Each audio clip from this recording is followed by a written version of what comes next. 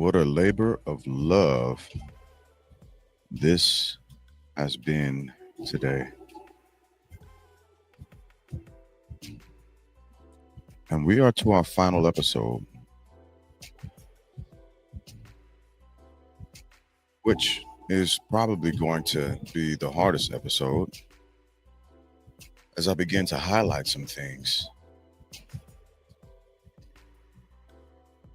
You never know what life holds or what's going to happen.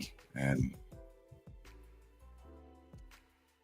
one day you are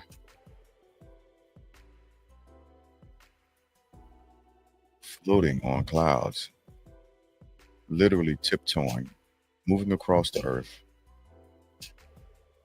And out of nowhere, your foundation can be utterly ripped from you. And you're left hurling towards the earth at 1,000,000 miles a second. And all you can do is try and brace for impact. And sometimes that impact feels like it takes forever to hit. And when you finally do hit, it hit hard. It hits hard. You're never able to. Normal is different. Normal has shifted. And you're left trying to figure out what normal means anymore. While I was deployed in Iraq, I lost my grandfather, Thomas Lewis Glass.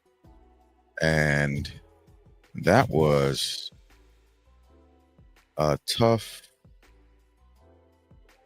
thing to deal with, while not being able to be with my family and attend his services.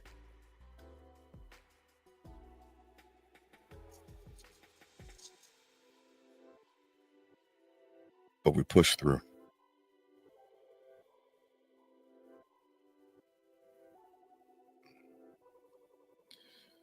In 2014, the lovely month of August, I received into my life another blessing from the highest heights of the heavens, and that is my love bug, that little beautiful girl in pink. I love that little girl so much, like I love all of my kids. Alanya embodies a person. She came here knowing who she is and has never allowed anyone to define her differently, and I absolutely love it. That is my little superstar.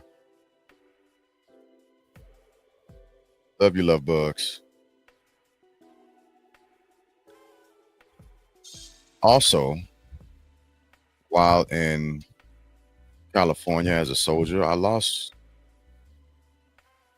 one of my uncles, my uncle Thomas, Tommy Glass. And it was a shock. I think we were all shocked by it. Not really prepared for it. And it's been something that has been a bit of a struggle to get past, to be honest with you all.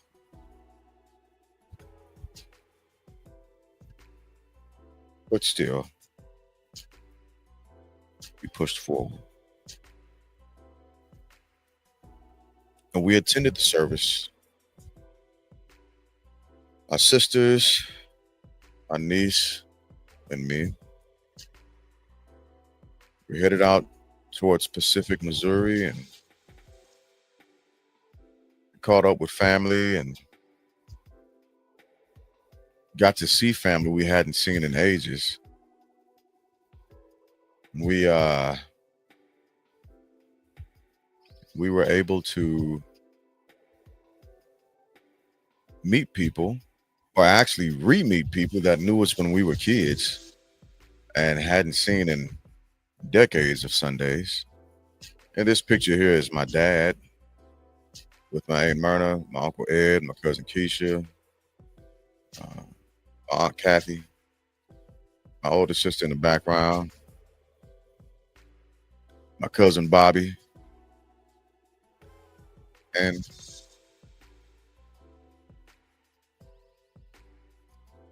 there's always a portion of joy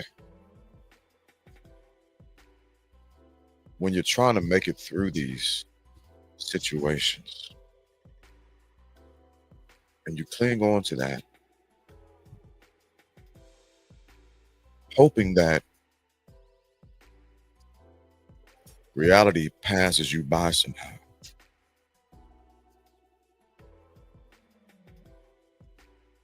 My cousin Lewis, and my little sister Kenzie, and Joanna,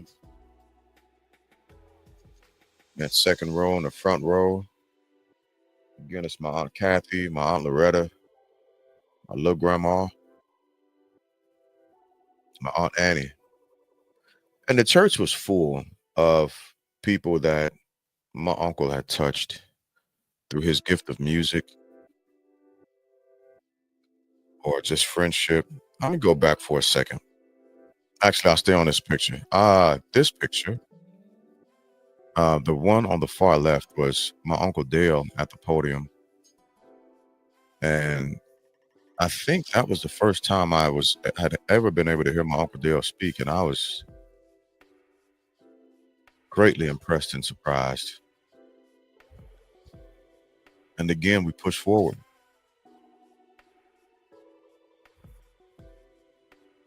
And in 2016, my best buddy came here, the young man, the namesake of three of us, James the third, Bubby, what I like to call him, my best buddy. And so now, at this point in life, I have all four of my babies.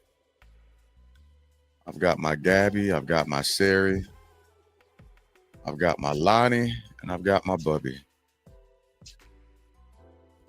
And I said that because our kids have become a focal point of progression and redefining and ensuring that I do right by them before I do right by anybody else. With the understanding that children are visitors, I absolutely adore my kids. And I've missed a lot of times with them for various different reasons. But what I can say is in 5 days, they'll have more of me than what they've had before. And again, we push forward.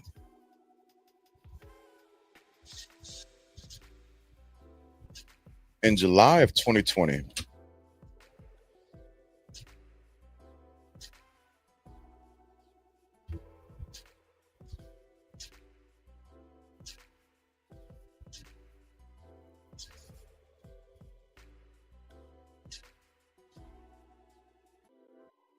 I had to pause for a second. But in July of 2020, my oldest sister and I,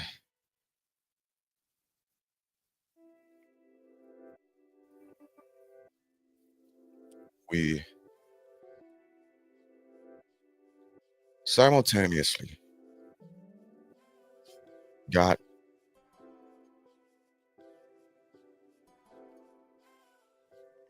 what can only be equated to the worst news we've at that time we've had to push through,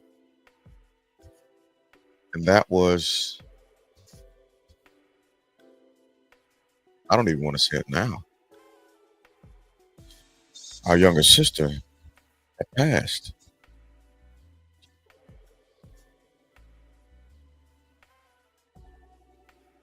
and we had both had equal parts foundational understanding of who we were, just ripped away the blink of an eye.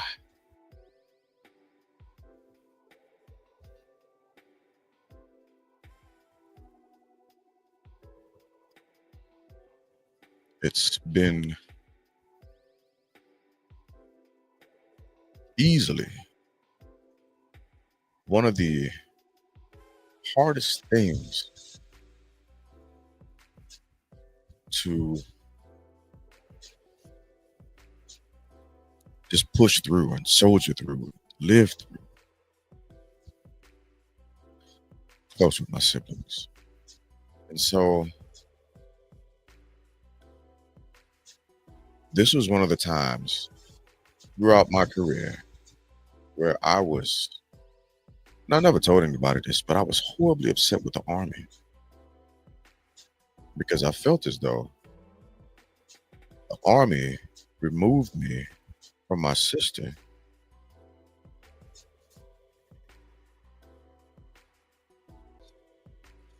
I felt as if the Army hadn't made me go to this place so far away from my sister. I would have been able to be there with her and save her. I would have been able to talk her into holding on a little while longer. And it was selfish. And it's still selfish for me to think about that, especially understanding and knowing what she had been going through. But I was upset with the Army about that for years. I felt like I had sacrificed more than enough at that point.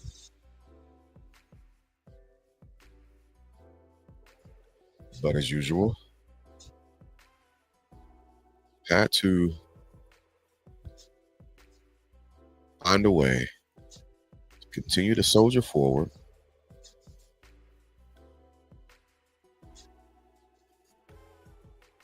look as though I have a handle on things that are going on,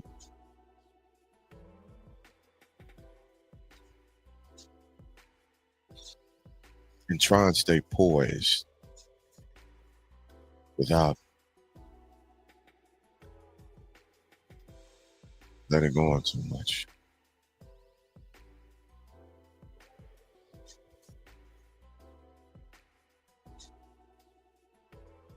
And so we celebrated the life of my sister, both in Chicago area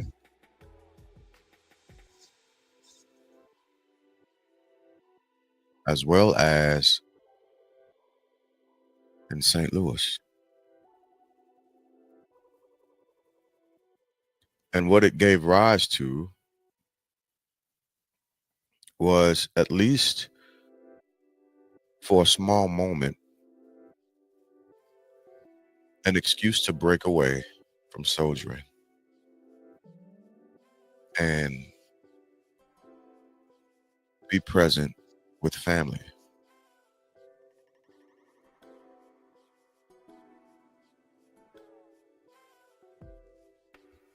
and enjoy, as hard as it was, enjoy the gift of being with family again. California is separated from everything else in the country. I don't care how you slice it. It takes for forever to get back to the rest of the world from freaking California. I've been to New York too, and New York It ain't the same feel. It ain't the same feel. California feels like a completely different world. I'm just throwing that out there. So now it's my older sister and me, but we're celebrating our our sister with family.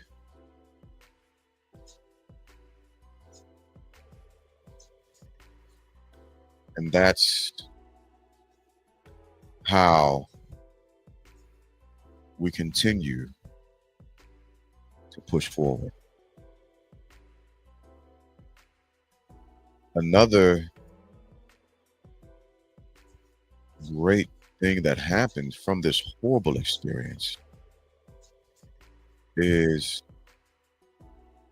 I was able to, yep, that's my mother in that picture.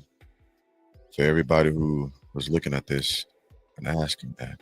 Yep. And Ricky and Alice and my Boba, Lance, Aaron, Marsha.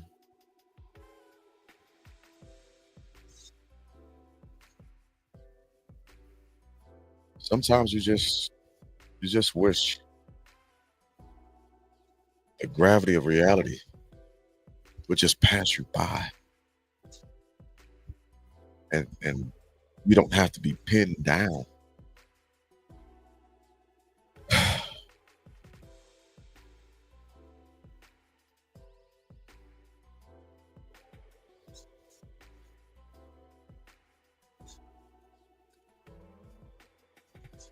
From soldier to civilian, 8 days.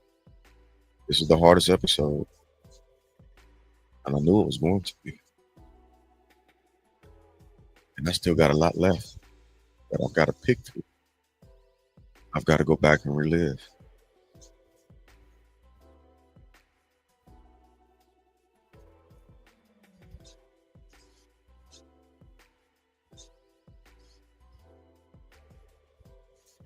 But from this experience, I was able to reconnect with one of the greatest women I've ever known and have the pleasure to love. I was reconnected to my first love, Maya. And so from this, we reconnected and we have held on to each other.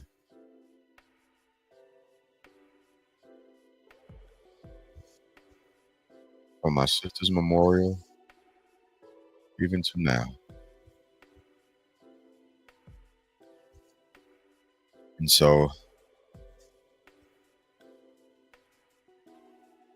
as I continue to share,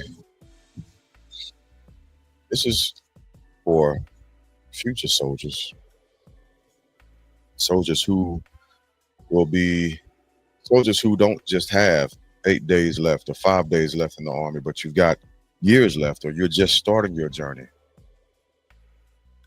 Just remember that don't sacrifice your family. Don't, if the army is demanding and it's going to easily be the most demanding thing that you've ever done. But every now and again, put the mission on hold for a second with yourself and enjoy the faces of the people around you. Enjoy your loved ones. Because once they're gone, they're never coming back. And the shoulda, woulda, couldas will leave you destitute and hurting.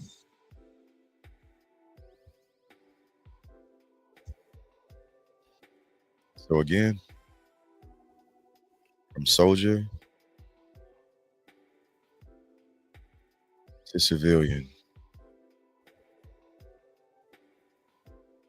in 8 days.